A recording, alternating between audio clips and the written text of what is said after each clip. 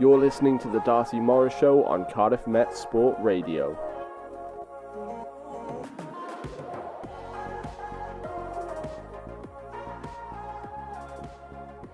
Hello and welcome. You're listening to the Darcy Morris Show on Cardiff Met Sport Radio. I am your host, Darcy Morris, and here with us today is Mr. George Halford. Hi, George. Hello, how are you doing? Really good, thanks. How are you? I am absolutely fantastic. Amazing. So we have all of the information you may need and want to hear from all sport across the weekend, from Cardiff Met Sport stories to all of the big sports stories around the globe.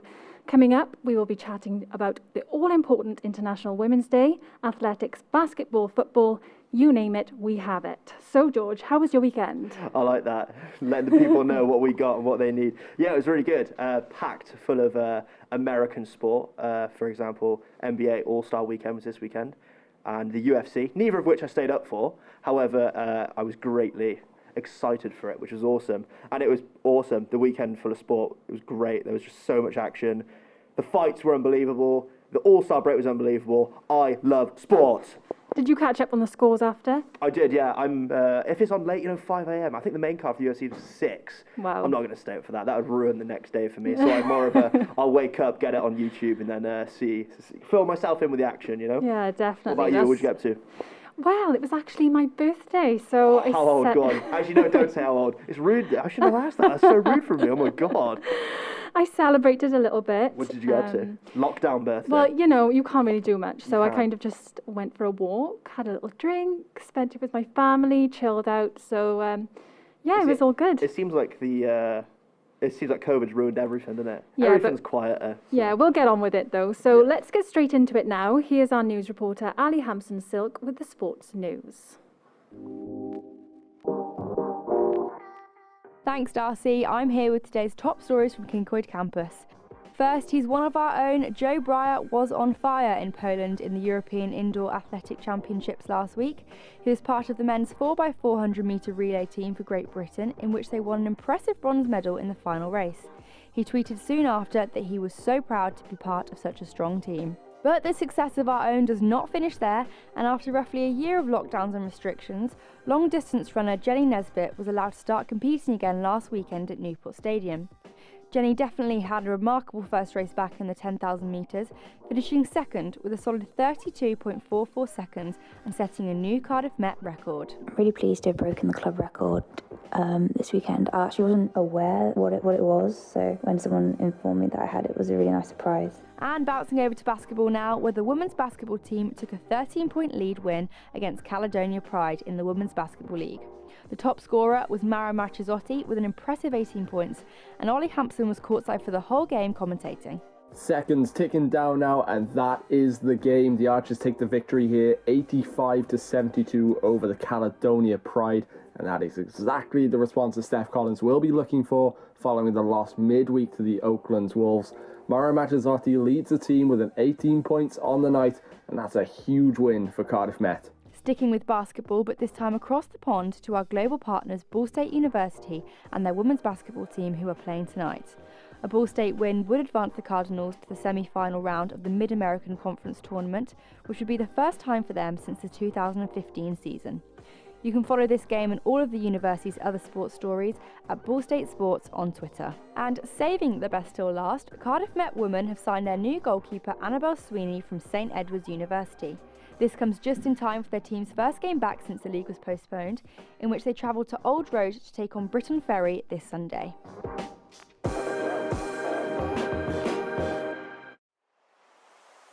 The Darcy Morris Show, every Wednesday from 2 p.m. on Cardiff Met Sport Radio. Okay, George, I think the first topic we should talk about right now is the new signing for Cardiff Met Women's Football Club, Annabelle Sweeney. So, do you know a little bit more about her? Where is she from? Is she a good signing, do you think? Actually, I can tell you there are 2 new signings for Cardiff Met Women's FC. From the same place, actually, so that'll answer your question. They are both from St Edward's University, which I believe, correct me if I'm wrong, is it in Texas? Well, it's in Texas? It is in Texas. Yeah. I knew it is. The main man, the producer behind the mic, Ollie, just gave me the thumbs up. It is. Yeah, so a goalkeeper, which will be awesome for Cardiff Met, because signing a new keeper, hopefully, will give them a real morale boost. And that's what they'll be looking for. However, I don't think they'll need much of it, as the Premier League is coming back, which will be awesome. However, a new signing, for me, hopefully, it'll boost the team, shift the spirit, and also get them up for playing again with some new blood in the team, which sounds fantastic for Cardiff Met. Definitely. So staying on the topic of women, obviously it was International Women's Day a few days ago. Let's talk about that. There's so many incredible, strong females in sport at the minute. That there is. And one of the big situations around this is equal pay. That's come out of America in recent years, and women's soccer players want equal pay. I know women like Megan Rapinoe have campaigned a lot about this. What do you think about equalities in women's sports? Do you think it's a massive issue, George? I can go two ways on this one. Without a shadow of a doubt, I believe if you do the same thing at a same level, which is the elite status level, you should be paid. Fair enough. However, sport is kind of in this period now where we're not looking necessarily at the sport, we're looking at business and, most importantly, entertainment. So the other side of me is also saying, well, the men's game is more entertaining, so therefore they should be paid more. However, morally with me, it doesn't sit right. So I can go two ways on this one. I won't get into it now because I could end up getting some hot water or shooting myself in the foot. But I don't want to sound or come across like a bad guy. I'm just saying there are multiple ways you can look at it. No, we know you're not a bad guy, George. Thanks, Darcy, thanks. You're a That great means guy. lot. But what I want to ask was, why do you think men's sport is a bit more entertainment than women's? That's the thing, is it's the quality, it's the, it's always, that's the thing with men's sport, is it's always been around. It's not like it's just been women's sport and then men have come and started getting paid more. Do you know what I mean? It's men's sport has always been around, so we've always had those breathtaking moments of last minute winners, things like that, injury, red card early game, and then the team's on 10 men. Like we just saw with Porto and Juventus last night. What an unbelievable game. Porto on 10 men, and they come through to win it with an away goal free kick in the second half of extra time, which was awesome to send Ronaldo at home. That was brilliant. And I don't think a lot of fans see that side on the women's game, which might be unfair to say, because personally myself, I'm not a massive consumer of women's sport. Yeah, so However, that was what I was going to say. Do you think that men's sport is more entertaining than women's because you don't necessarily watch women's sport? Yeah, is that why? I think it is, and I think a lot of people, before they even watch women's sport, they question the quality of it. I'm not a massive consumer, but I can appreciate women's sport. One of my biggest female inspirations is Nicola Adams, the GB boxer. She is unbelievable. She is the most versatile and mentally robust person I've ever come across in my life. She's awesome. However, in terms of football, when you see men playing football, it's the esteemed game it is, and women are trying to get equal pay, I can see where there are some frustrations on both sides, which is fair. But for me, I think it's in terms of entertainment and quality. I think that's why the men do get paid more. However, the 2021 is a completely different world to 2015, we'll say, isn't it? So the times are changing. Hopefully women will get the respect they deserve. Yeah, they and will. they should get everything that, well, they deserve. They do deserve it all. Yeah, they will. You're speaking to a one right now, George. It is. I'm just speaking facts right now, you know? Yeah. But yeah, what about you? What's your thoughts on it all? Well, obviously, being a woman, I'm going to stand up for the women. I disagree with you that men's sport is more entertaining than women's.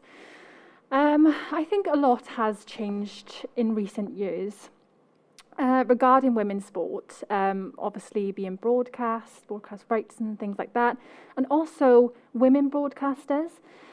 Obviously, I love to see women broadcasters on the screen because it's an inspiration for me. I can look up to them and see what they do. I think that they can do it just as well as the men. I do agree that women shouldn't get a job over a man if they're not as good. I do agree with that. Like, you have to be good at what you do. But I do think that more women need to be on screen, need to be shown. What's your thoughts on the women broadcasters and pundits? My thoughts actually came straight to a little podcast I've listened to before called She Has a Goal in Mama Mind. Darcy. That is Darcy Morris and Gabriella Jukes' podcast. Yeah. She Has a Goal in Mind. You know what, Darcy? You tell the people what it's all about. Don't let me. I could get it wrong. We want to give people the best impression of this podcast we can. Go, hit them with it. So I'll shamelessly talk about this. I co-host with Gabriella Dukes, as George said, featuring some absolute powerhouse women in sport.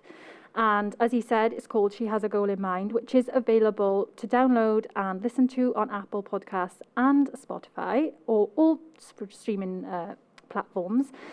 And it's basically all about women in sport. We've had a wide range of guests so far, from athletes, reporters, presenters, there's social media managers. We'll speak to coaches. We'll speak to any woman who works in, any part of sport. And to hear their stories and their backgrounds, how they got their jobs and their journeys, it's just so inspirational. And it actually raises awareness to these women, because some of them, I've spoken to people who've listened to my podcast and they didn't really know of them until they listened to obviously their story.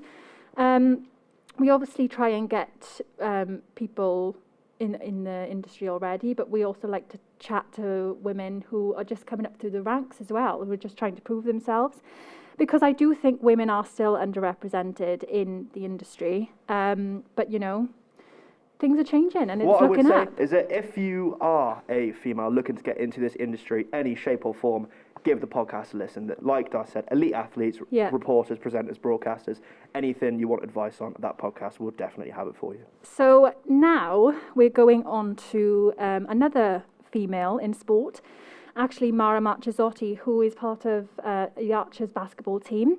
And it's actually game day for them today. They start at 2:30. Tip off. Tip off is at 2:30. So we'll update you with the score if we can later on. And it's against the barking Abbey London Lions, isn't it, George? I believe so. While we're on the topic of Mara, wow, what a game she had against the Caledonians. Yeah. Oh my life. She turned the M in Mara, upside down to a W for Cardiff Met. Let's go. Mara having an absolutely unbelievable game. 18 points, 7 rebounds, 1 assist, 2 steals. Doing the work on boards, actually, on rebounds.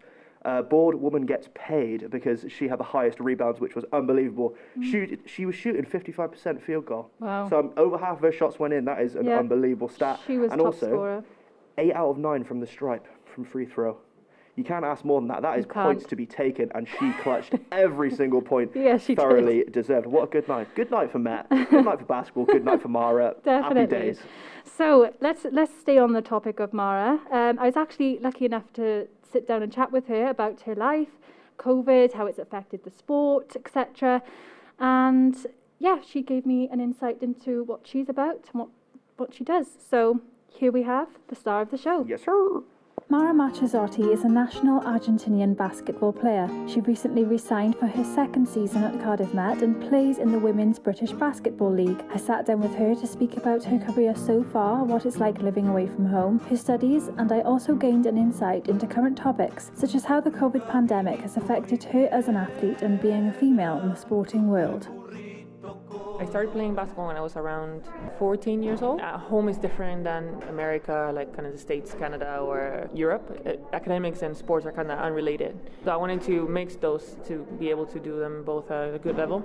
And I ended up in Canada. I graduated in Fine Arts and Classical Studies in 2018. And I was like, okay, I need a break. So I did just professional basketball. So I played professionally for a year in Spain. I ended up here in Cardiff, and honestly, I'm loving it. I'm doing my master in illustration and animation here. I'm super happy. The first time I made the national team was when I was 15 years old, and then you go to the senior national team. It's completely different. Senior national team is even another level. Right now, with COVID, it's being really tricky. Like, I haven't gone home, and I think this is the longest I've been away, like a year that I haven't been home. Thankfully, we have the opportunity to, because we're elite, to come back when other people obviously cannot do it, because it gives us the opportunity to actually keep training. We had a really long pre-season. Getting ready was 3 months, the longest I think we've ever had. That got us ready for today. The cup season is pretty close to the end now. We obviously want to make the semifinals. We want to make the finals. I think that's our main goal. And we want to win both games, really. That's our main objective right now. Last season, we were doing so good. We were getting a really good connection and really good just between us, getting to know each other a lot better in court. And it got cut off so short and so abruptly. So I think now is like our second chance. The 2018 World Cup was an experience. It was pretty insane. It was the first time we had qualified to the World Cups in a really long time with Argentina. I get to guard Liz Cambage, which is like one of the best players in the WNBA. Like I would never think that as a possibility. There's been a lot going on with COVID. We're not sure what's going to happen, how the qualifier is going to be for the World Cup and all that. I think I do consider myself a feminist. We had a thing with the national team back home. We have a federation that is in charge of everything, right, of men's and women's basketball. It changed the management in December. Nobody had talked to us, communicated with us, told us if we had a new staff, what was going to happen, where we're going to train. We didn't know anything because the men's, at the same time, they were having a tournament and they had a team and they had a staff and they were training. I think there's still a lot to go on. It's obviously getting better, but there's still a lot more to do on that. So Mara is a great all-around player. Obviously, she's very talented and very skillful, but also Mara brings a great team camaraderie. Her experience of playing at international level, she's been surrounded in many performance environments, so she does a lot to help some of our players that are in similar positions with her on the court. With any team sport, you kind of need to ride the highs, the lows, and have that emotion and that really fighting spirit.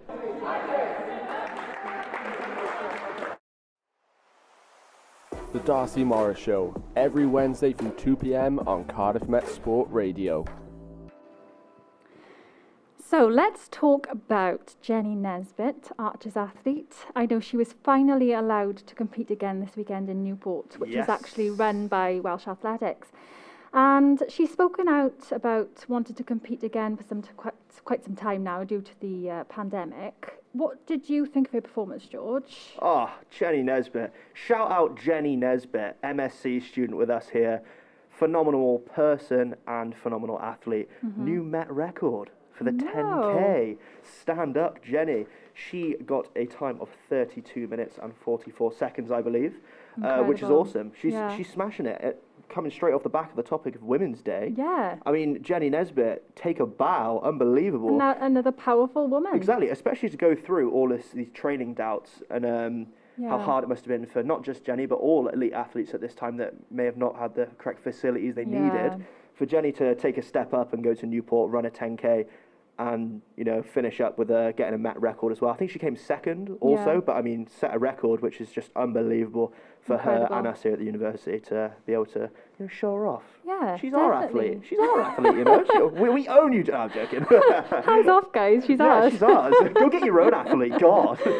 Yeah, go Jenny. So let's discuss a bit more then about how athletes have found it so hard during lockdown to train. Obviously, that's their life. They compete. That's what they do. They train every day, as much as they can. They have to be in tip-top shape. They have to, perform well. So much is expected of them, but obviously this pandemic has hit hard to many, many people.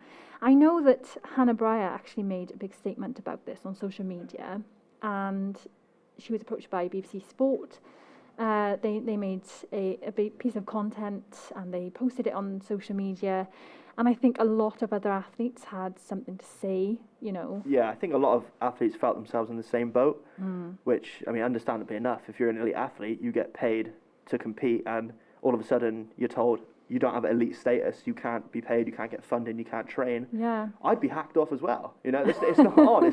It's not right that someone's is dedicated if they're at the top of your game, it doesn't matter how much of your life you dedicated towards it, that's still what you do. Yeah. And to be and have that taken away from you and told, you can't do this, but maybe other people can. Is that what we see within Hannah Breyer? Is her older brother Joe, who's also with us on the course?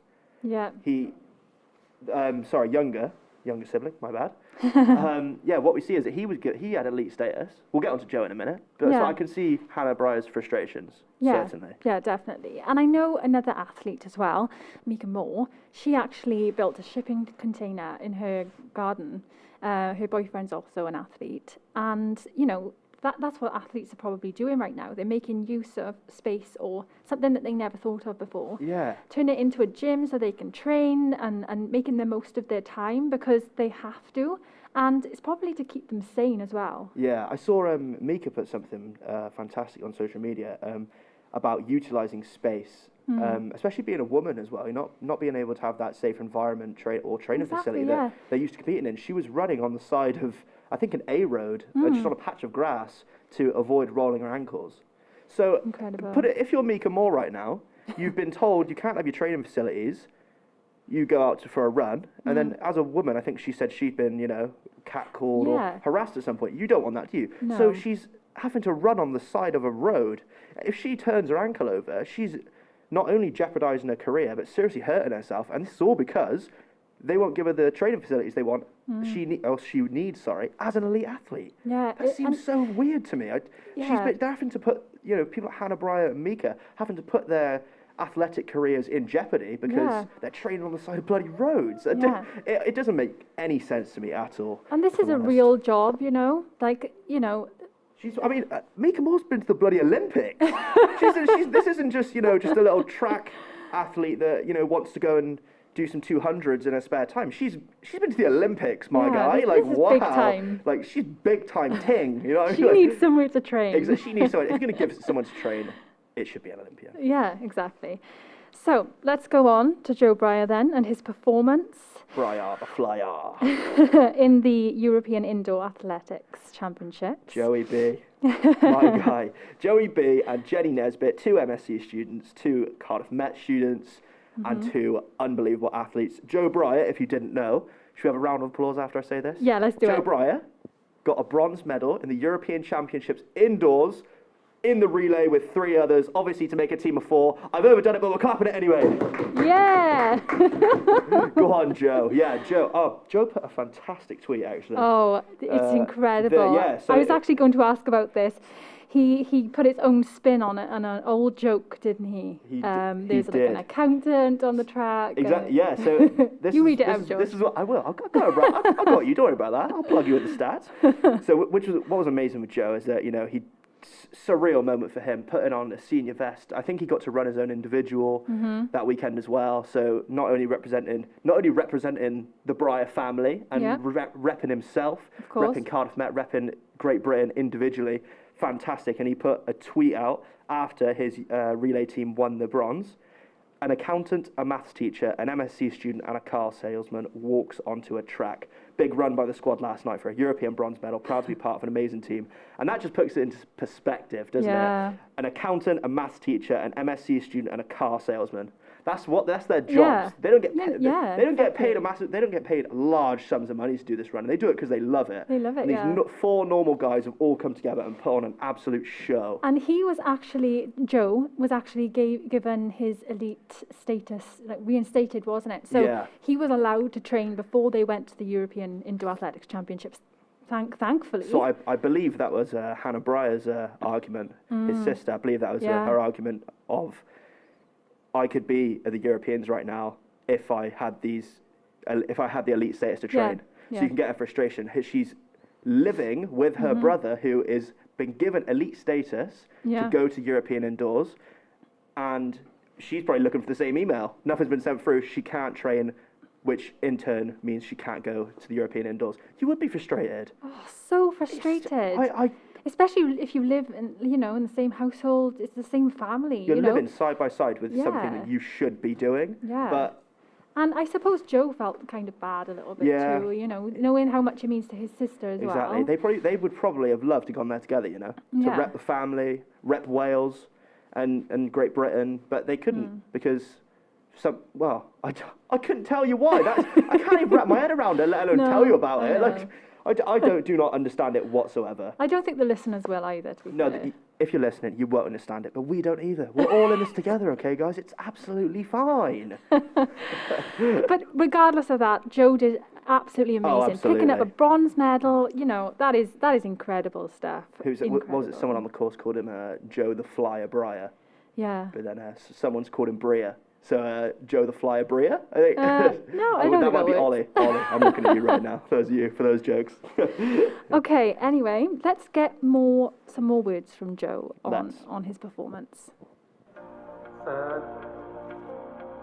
The men's 4x400 metres underway, and in these narrow confines of the lanes indoors as well, there's always the chance for an eagle-eyed official to spot something as well, and for batons to be dropped. So keep an eye out for everything going on. Joachim Dober, who went out so fast over well, every heat and semi-final and the final in the individual, he'll take it out. And for Great Britain and Northern Ireland, it's Joe Breyer who tries to settle in behind. But it's not every day that a university student wins a bronze medal, but for Masters student Joe Breyer, that's exactly what happened to him over the weekend. The 21-year-old 400-metre runner was part of the Great Britain and Northern Ireland set-up for the European Indoor Athletic Championships in Poland, where he was part of the 4x400 relay team that finished third overall. Oh, it's an insane feeling. We were probably the least experienced team out there. None of us have got a senior international medal. None of us are sponsored by anyone. Like I was saying, I put on Twitter a few days ago, it was a maths teacher, an accountant, a car salesman, and a master student just racing against some of the sponsored athletes, best athletes in the world. So we didn't have any expectations. We were like, we're going to show no teams any respect and just go for it the whole way. And it came out, we came third, we got bronze, we were really happy with that. And everyone was just surprised, really, and we were surprised ourselves. So yeah, it was pretty good. But it wasn't just the relay team Joe competed in, he also earned his first individual vest for Great Britain, running in the 400 metres. Despite not getting out of his heat, Joe took a lot of positives from his performance, especially going directly up against someone with as many medals in that event as Pavel Maslak of the Czech Republic. I was buzzing with it, actually. I had a few people message me and say I must be disappointed, blah, blah, blah, but I wasn't disappointed at all. I was like, I've just run one of my quickest ever times in a race where I just took it out to them and I led the whole way and they only came past me in the last 10 metres.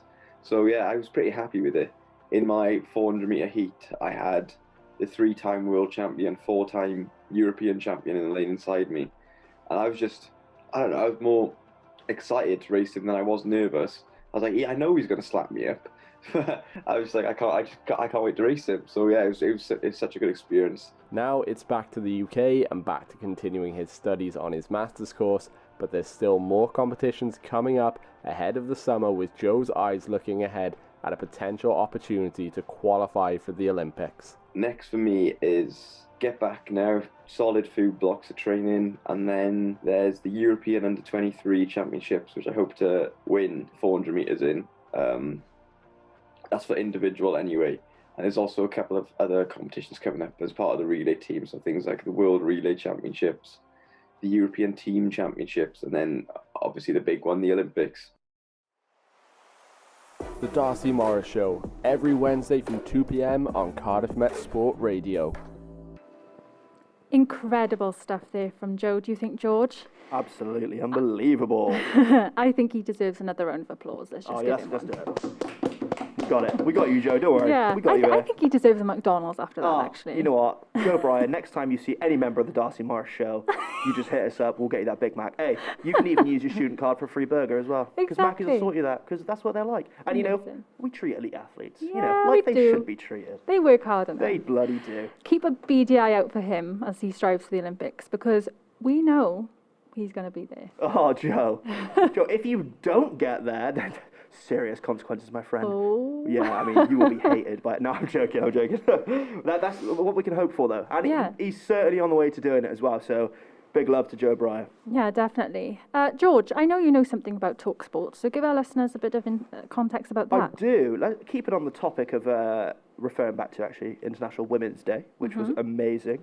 TalkSport, I think, did a really amazing thing. They got all of their presenters and people that work there to name a female inspiration of theirs. And I'm just going to rattle off a few names, and probably my favourite suggestion. So a few names: Serena Williams, obviously. Shelly-Ann Fraser-Price. Do you know who Shelly-Ann Fraser-Price is? Do you know who she is? Sure. She's a Jamaican sprinter. She's one of the most famous, well, arguably one of the most famous Jamaican sprinters and sprinters ever. Which, rightly so, I mean, I grew up watching athletics, so this will pass on to the next one, Dame Jess Ennis-Hill, who, definitely. I mean, I feel like Super Saturday was yesterday still, with Greg Rutherford, Mo Farah and Jess Ennis winning all the golds on that magical Saturday. But my favourite TalkSport suggestion was Fran Kirby. Do you know who Fran Kirby is? She's a football player. She's an English football player, part of the Lionesses, and she plays for Chelsea. But what really caught me was her story, which, when she was 14, she suddenly lost her mother, and she was in a really, mental dark place, as anyone would be. That's a tough thing to go through. But the resilience that this woman showed to battle through, all of these sad moments and hard times that she undoubtedly faced, to then play for Chelsea and get 45 caps for the England Lionesses Absolutely amazing. is unbelievable. Incredible You've got achievement. A true testament to character right there. Yeah, definitely. Okay, so do you think it's time for the news, George? You know what? Ali Silk, I think you should probably take it away. The Darcy Morris Show, every Wednesday from 2 p.m. on Cardiff Met Sport Radio. Wales Rugby have announced their team to face Italy on Saturday at Stadio Olimpico. Head coach Wayne Pivot has made 2 changes to his starting 15 for this weekend's game, seeing Gareth Davies named as scrum half in place of the injured Kieran Hardy, while Corey Hill replaces Adam Beard at lock. Pivot commented, 3 from 3 is a great start, but there has been plenty to do and plenty of work-ons. But we are really looking forward to this weekend and are ready to get out there on Saturday.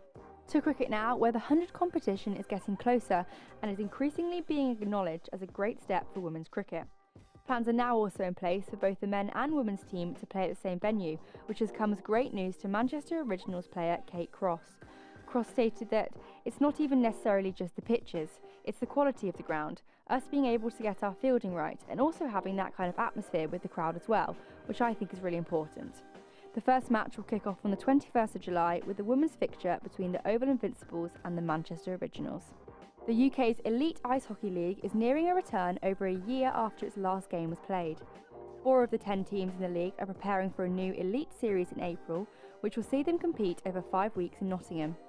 On Monday night, teams drafted British players to the squad, with Ben Bounds of the Cardiff Devils going first overall to the Nottingham Panthers. Ollie Hampson reports. The top level of ice hockey in the UK has been shut down for a year now, but 4 clubs have the opportunity to get going again, playing 20 games each over 5 weeks at one rink in Nottingham. But the league has done a really good job making this an event the fans for the other 6 clubs can get excited for as well, allowing teams to keep 5 of their British players from last season and then the rest go into a draft, which was really fun to watch and really well received by fans.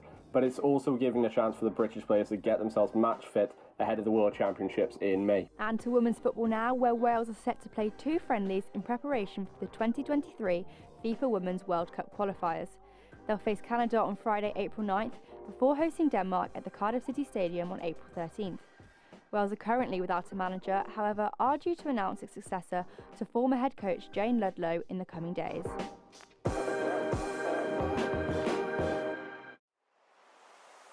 The Darcy Morris Show, every Wednesday from 2 p.m. on Cardiff Met Sport Radio.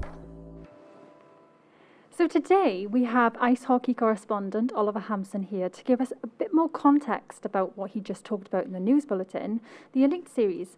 Hi Oliver. Hello. How are you? I'm very good. Enjoying the show as well. Good job, guys. Great. Damn glad right to you hear are. Thanks for joining us.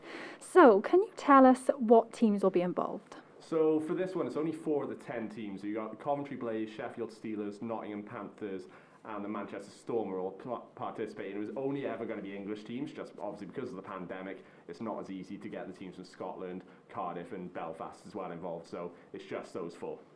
Awesome. So, what Cardiff Devil links are there? Are there any Cardiff Met ones too? Yeah, so there's Cardiff Devils links, and there's actually surprisingly Cardiff Met links as well. So Ben Bounds, who was the goaltender for Cardiff for a while, he went first overall to the Nottingham Panthers in the draft. They actually traded up to get him as well, which is really good. Oh. Then a couple of other guys, Matthew Myers, he's been around with the Devils for years. He went, I think, 4th overall. Josh Batch, who is a Cardiff Met graduate, I think he studied economics here. He went in the 2nd round, and Sam Duggan, who I think is currently studying sports performance analysis, he went, I think, in the 3rd round. Awesome. So, what does this mean for the GB national team?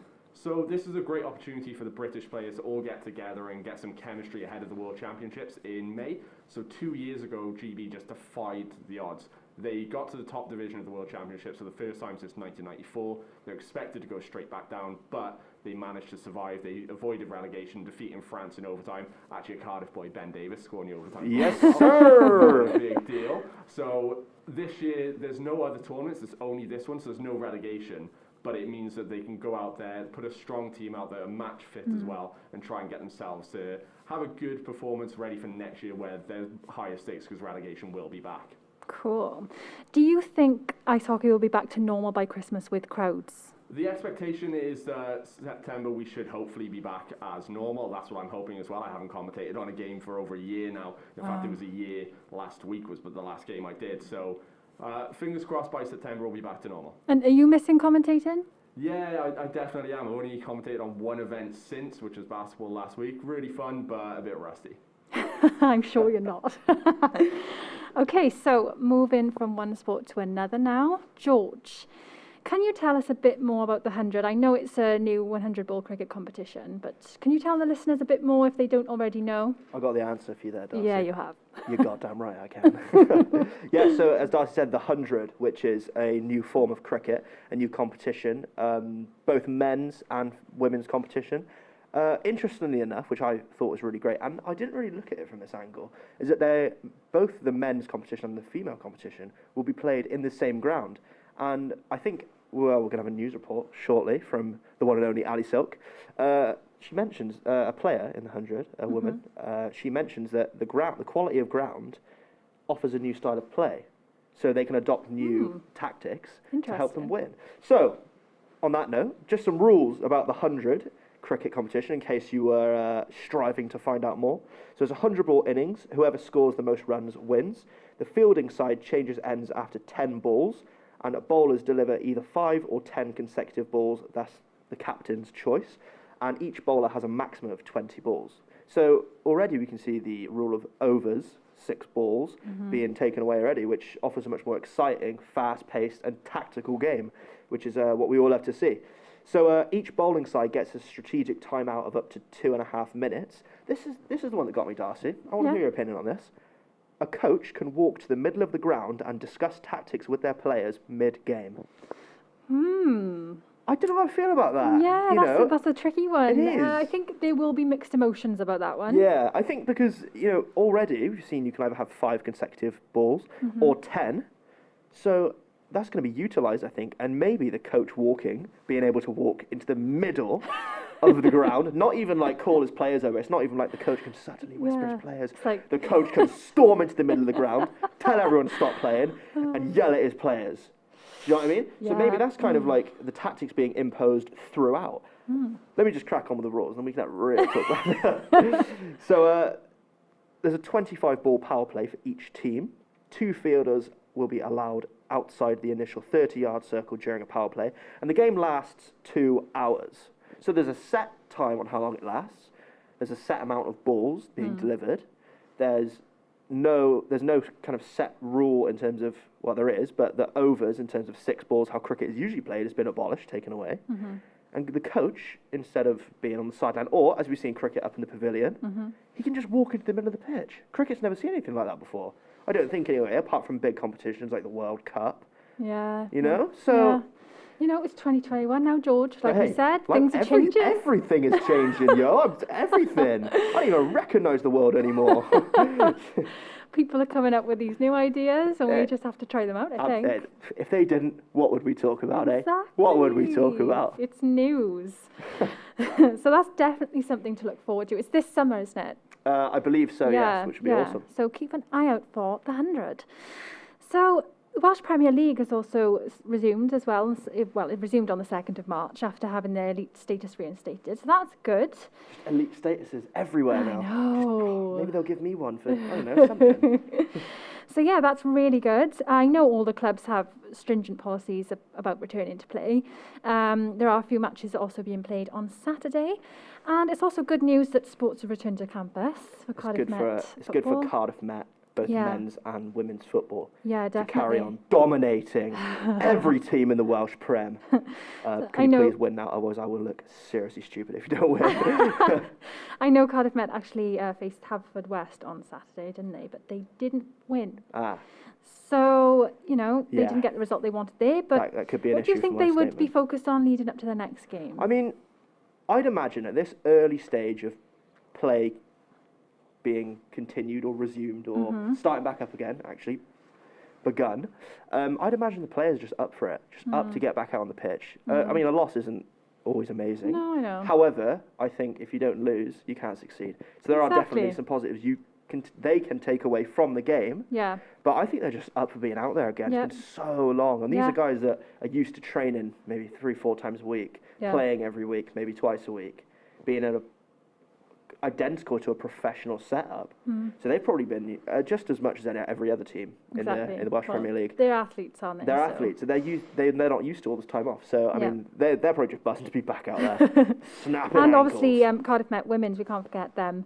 They tweeted actually they're excited to return to play on the 14th of March, and they'll face Britain Ferry. So, and I know obviously you said about the new signing, so that's it's going to be exciting for them, isn't it? 2 new players under your belt before your first game. Yeah. I mean, that can only do good. Yeah. Well, it depends how the new players settle in. We see that all the time in top flight professional in the game, whichever men's or female. You always see new signings coming in. Some settle in well, some don't, but they always get there one way or another. Yeah, so exactly. the earlier they can get them down to Cardiff, because I know they're obviously from Texas, so the earlier they can get them down to a miserable, rainy Cardiff, the easier it'll be for them to acclimatise and hopefully get settled in and get Cardiff Met off to some winning ways. So sticking to football, how amazing was it that the Kincoid Cup was created when there were no games being played? It was awesome. The Bucks fixtures were postponed during lockdown, so it allowed athletes to get game time and train properly. It's awesome, isn't it? It is, yeah. It goes ahead this summer, I believe, because obviously COVID, the break, but it wrapped round quickly, so it's straight back into lockdown again. But I think the Kincoid Cup is going ahead this summer, which will be. Or has it already been? No. Hasn't been. It's been postponed. It's been postponed, yeah. So however, lockdown's here, but lockdown's hopefully going to get lifted. So maybe we could see some Kincoid action in the future, Kincoid Cup action. That'd be good for competitive nature, I believe. Exactly. Like I mentioned, they've been stuck indoors, not playing. So I mean, Welsh Premier League happening, and then maybe they can still get a bit of Kincoid Cup action. You never know, do you? Get the games rolling. Exactly. So, staying on the Kincoid Cup, let's find out more about this now with Ali Silk. Since all Bucks fixtures have been cancelled due to the coronavirus pandemic, universities have been coming up with their own way to get students involved in playing sport again. Here at the Cardiff Met Football Club, coaches have formed their very own internal league called the Kincoid Cup. As the Bucks fixtures have all been postponed to at least the new year, Cardiff Met Football Club took it upon themselves to create other opportunities to play sport. We caught up with student coach Griff Stead, who told us all about it. Essentially, it's just like a mini league within university. All the boys who signed up looking to play football this year have been assigned to their own teams, and we've got mostly third years and some second years as coaches. And it's like a mini tournament. So, like for instance, I'm coach for the white team, and we'll be playing against all the other teams, looking to get higher in the league as we can and win the Kincoid Cup. The Kincoid Cup, however, isn't just a great way for students to play sport again, but also allows older students to gain valuable coaching practice in their aim to become teachers after leaving university. Orange team student coach Chris Radavoshka told us how great coaching his own team is and how it is helping him get great experience. Yeah, it's good. I coach the under 8s as well in the academy of this, so it's good to have a bit of a variety in coaching, because I'm looking to go into teaching, so it's nice to have sort of the under 8 side, which is completely different to coaching a bunch of freshers, so it's good. It's mainly just sort of planning sessions, the communication with the boys, how you speak to people.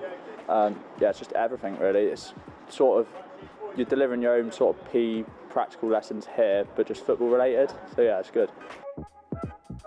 It's sure to make for some great competition and entertainment, so make sure you stay up to date with all information through Cardiff Met Sport TV, as they'll be live streaming all the matches starting in January.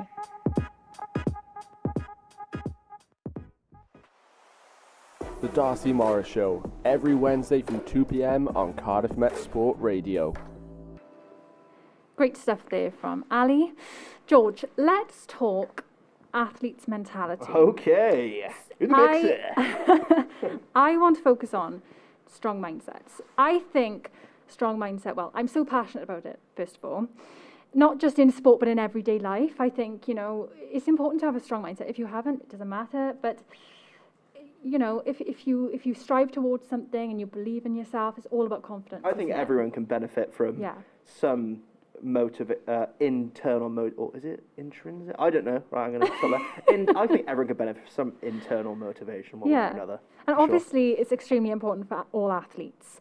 You kind of have to have tunnel vision if you're working towards something, don't you? And I guess when they're training to compete, or just training in general, they have to have that focus, that vision. Otherwise, it would be easy to slip off the bandwagon. I think, and what I literally just thought of as you were saying that was that little Joe Bryan feature we played earlier, when he said he was coming up against a 2-time world champion, but he wasn't nervous to race him, he was excited. Yeah. And that is a testament to how strong an athlete's mindset can and I think should be, Yeah. is that when it comes to competition, you're not nervous, you're not, oh my God, what if I don't do well? What if I don't run well? Yeah. You do what Joe said, you just take it as it is, and if you kind of get some good competition, this is the chance to test yourself. He knows he might not win, he knows he's not going to get gold and have the glory that he wants, or it was a heat for him. So, but what was amazing is that he said, I wasn't nervous, I was excited, because I wanted to put myself against the best, and that is what an athlete is, and that's what an athlete does.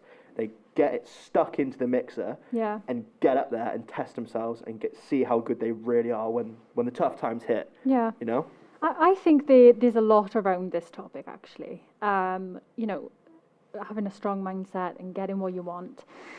And you always see athletes that are so focused, they almost always have success in some way, whether that's a good training session or they compete well or they have a good game or a good match.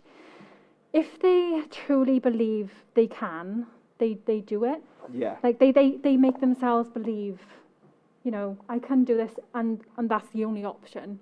The athletes I've spoken to that have had that mentality usually pull through with something. Yeah, absolutely. It's kind of like the law of attraction. Have you heard of that?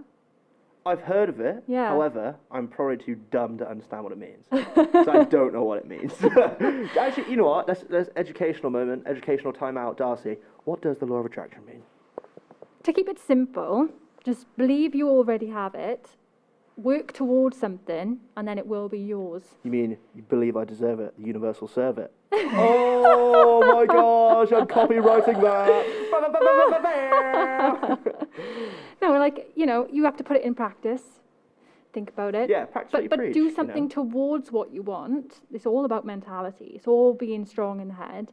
And if you have a doubt, let it go. Exactly. Smash it. Frozen. Yeah. Because if you have doubts, that's not good for your mentality. It isn't. And definitely athletes, they have to be on their A game. So I think, you could be strong physically. You have to be strong mentally as well. To compete, to play a game, it all comes into one, doesn't it? Absolutely. It really is awesome when you look at athletes practicing what they preach. A big one for me is, you might not have heard of him, Stefan Marbury. Stefan Marbury, I think, was selected top 3 in the draft back in 98, 99. Forgive me if that's not correct. And he didn't have a good run of things in the NBA, so he went to China, where I know for a fact, basketball is one of China's biggest sports. It is huge out there. And he didn't get on with the NBA because some of the management, and I don't know quite the discrepancies that are involved. However, he didn't want the NBA didn't want him, and rightly, he didn't want the NBA. So it was mutual. They didn't want him there, and he didn't want to be there. So he went to China, and he didn't do what most people would do is, I only want to be in the NBA in America and get famous, make loads of money, I'm going to go. He went to China, and he is now an icon of Chinese basketball. Wow. So he's from Coney Island, a small Coney Island, grew up in a particularly rough situation, and he went to China, because America, the own country he played basketball for, didn't want him there, so he went to China and he smashed it up there. And a big thing is with his mindset, as he says, you need to be like Bruce Lee. You need to flow like water. And a big quote that Bruce Lee said was, you need to be like water, adapt. Yeah. And that is a main thing that what you just said just resonated with me, that is that adaptability with your mindset is that when something gets hard, what are you going to do? Fight or flight. That's when that sink or swim kicks in. Yes. Which we're along the same lines now, aren't we, Don't Darcy? be afraid of change. Exactly. Don't be afraid Embrace of it. it. Embrace it. It happens. If you don't want to do something, don't do it, but smash something else. Yeah, 100%. And I know one of your athlete friends, James Tomlinson. Yes. He has a strong mindset, doesn't he? He does. So let's see what he has to say about Jimmy this. T. I don't think my strong mindset came from anywhere. It's controversial and other people might have other opinions, but in my opinion, I think it's just something you're born with. And whatever you choose to go into in later life, it just happens to appear. Now, whether that be sport, business, or whatever you do, your degree, a strong mindset is something you have or you don't. And of course, you can develop it and you can nurture it over time, but just having a strong mindset, plain and simple, that is something you're born with, I believe. With the 2022 Commonwealth Games on the horizon, James Tomlinson is looking to make his mark. But in order to understand this 6'6" junior titan, we must go back and discover where the love of the sport was forged. I don't think anything particularly drew me to the discus. It was more of a case of I stumbled across it in school and sort of the love of the sport then sort of developed from there over a period of a couple of years. But I wouldn't change it for the world now. I absolutely love it. The fact that I've been able to travel, as far as the Bahamas and all around Europe, and the people I've met and the memories that I've made, like, that's what would draw me to the sport now. As James is under preparation for the 2022 Commonwealth Games, the bigger picture is never far from thought. Yeah, I'm confident I will get there. I'm well on my way to reach the qualifying standards and meet the selection criteria, so I'm confident I'll get there. But the thing to understand is that 22 years old in discus throwing is still relatively young. Now, the old stigma of it being an old man sport just isn't true. People don't peak at 30, 32 anymore. It really is between 25 and 30, I think. I think the age has come back a little bit purely because I think sport development has got better. S&C knowledge, nutrition knowledge, all these sort of things have just improved over time naturally. So in terms of preparation for the games, I'm confident I'll get there. But in terms of what I do there, for me, a success would be to make the final and to set a good benchmark moving forward into the 2024 Olympic Games or the next Commonwealth Games after Birmingham. It really is. It starts at Birmingham. It definitely isn't the finished product. Although James's senior career is just getting started, he is certainly not looking to take any prisoners in the competition. First place that's what you train for. I mean, nobody trains for second place, do they? Whether you do get first place or not is another story, and more often than not, that's in your control anyway. That's how you manage yourself day in, day out, nutrition, S&C, all this. But yeah, I would take a medal over a record every day of the week. And I do genuinely believe that most athletes would probably agree with me. I think a medal, especially first place and a gold medal, that really is, that's what we train for. That is it. That's what we like. To all of James's competitors, bring your A game. You're gonna need it. I've got to send a message to the guys you're competing against. Don't you dare write me off. And the message to them would be, don't you dare write me off. Don't you dare. I am coming. I'm confident in my ability. I really am. Of course, I respect my competitors, but I'm there to beat them at the end of the day. And if you're not, you're in the wrong game. The Darcy Morris Show, every Wednesday from 2 p.m. on Cardiff Met Sport Radio. Don't you dare write me off, George. James Tomlinson, ready to pull up and crash it. He is so tall too, isn't he? Yeah, I've got the absolute pleasure of working with James, so I see James every Thursday, and I swear he gets bigger, taller. I shouldn't say bigger, he might take that the wrong way. We're good mates, me and James. Tall. He does, I swear he gets taller every time I see him though. I feel like a little midget next to him. If you didn't know, as you heard in the feature, James is 6'6". So he will dwarf anyone that stands next to him. That was powerful stuff right there, George. I know you made that. And I in particular, I loved your voiceover. Oh, it's very mysterious and definitely added to the You don't know where I'm going with it, do you? No. I mean, you had the thing at the start, and then I did the voiceover, and you're like, oh, is he going here? Is he going? I can't even tell. I'm so on my toes right now. I'm having the best time of my life. But yeah, it was really good making it. And what's great with working with someone like James, someone full of energy, is that he's willing to, well, just like when he competes, he's willing to give you 110 in anything, whatever he does, which is amazing. He's such a light in a dark world for me right now. In terms of the only time I leave the house is to go to work. So when I see him there, he's awesome. He's great. It's good to have someone like that involved with the cause as well. A man that is just, funnily enough, the best junior GB discus thrower. So I mean, it's good to have someone like that in your back pocket. Am I about to get into a fight? Oh, do you know my mate James Tomlinson? You know he's massive, yeah. Don't mess with me. Yeah, don't mess with me, or James. But yeah, like we were just talking about the strong mindset in that piece. You can just hear it, can't you? Yeah. It's just resonating off him. He exuberates confidence. Yeah. But where does he get it from? Do you know?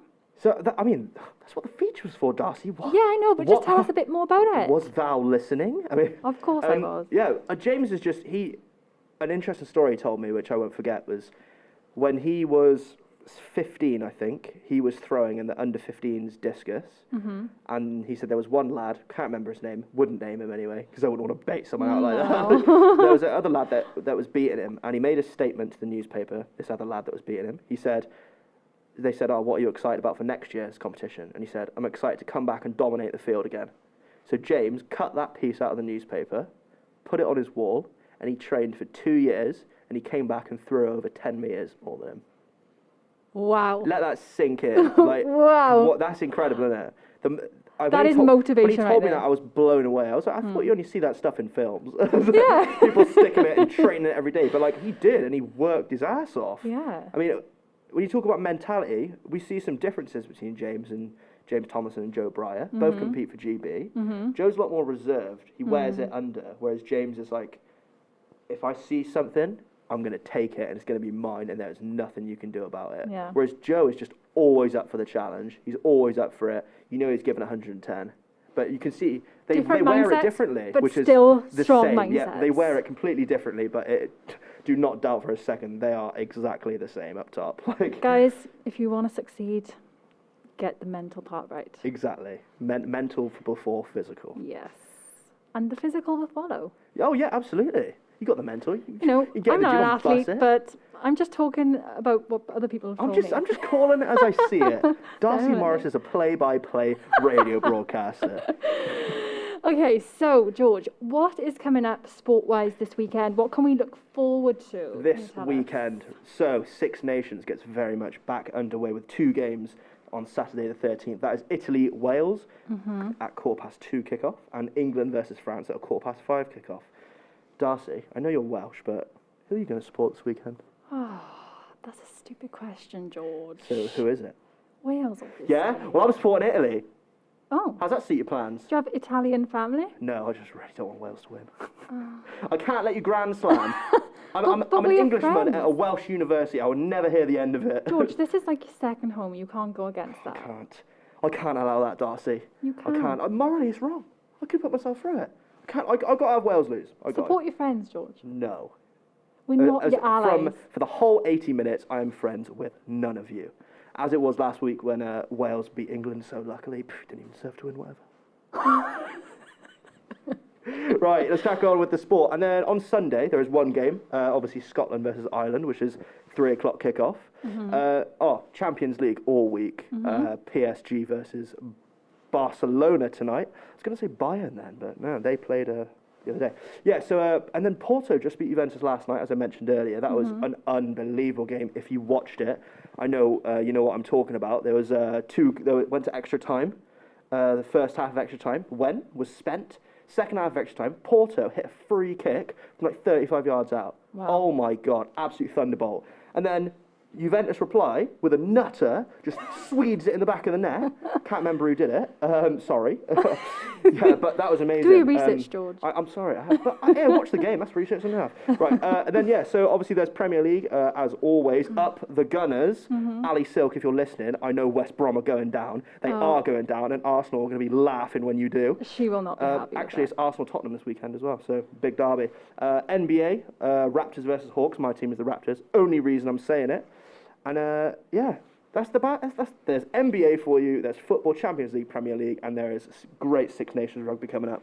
So if you love sport, you should not move from your TV this weekend. A full weekend of it. Oh yes. Glue Straight yourself to the sofa Yeah. because you will not be getting Get up. some snacks, get some beers, get some coffee, whatever you need. Just do not move from that sofa. You probably should go to the toilet, though. I wouldn't want to. Wouldn't want to just.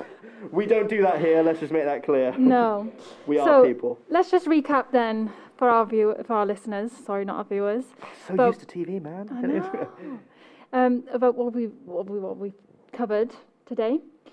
So, what we've covered, George? We're going to talk about what we covered. So, like, what did we cover? The football, the basketball. We've covered everything. Basketball, mindset. Is this a radio show or like a Joe Rogan podcast? I can't even tell right now, honestly. But yeah, this has just been a recap of all news Cardiff Met, all news sport, and discussing some potentially sensitive topics, but in a tasteful way. And the International Women's Day too. That's a really, Women's really Day. important topic. That is very important, and hopefully as the years, weeks, decades, centuries. I've gone in a weird direction, in a weird timeline there. Hopefully, as the years go on, that will be a much more accepted day and revered day, as it should be. Because, I think females are the backbone of this society, you know? Oh, I'm go just George. putting it out there. I love my mum. Shout out my mum. I love you, mum. Of course. You know? A question for you then, on that Yes. topic. What do you think about celebrating a day like that? And actually, I know International Men's Day is coming up.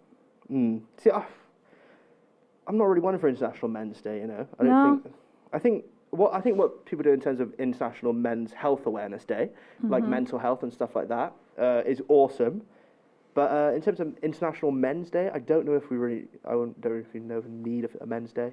Don't know about that. It doesn't Anyway, matter. we'll just celebrate everything from now on, because then we can keep everyone happy. So Yeah, everything's definitely. getting celebrated on the Darcy Morris Show. Amazing stuff. So you have all the sport there from George and I, and that concludes our show today, the Darcy Morris Show on Cardiff Met Sport Radio. We hope you enjoyed, and we will be back again the same time next week. Thanks, George. Have a great weekend. Yes, sir. Bye.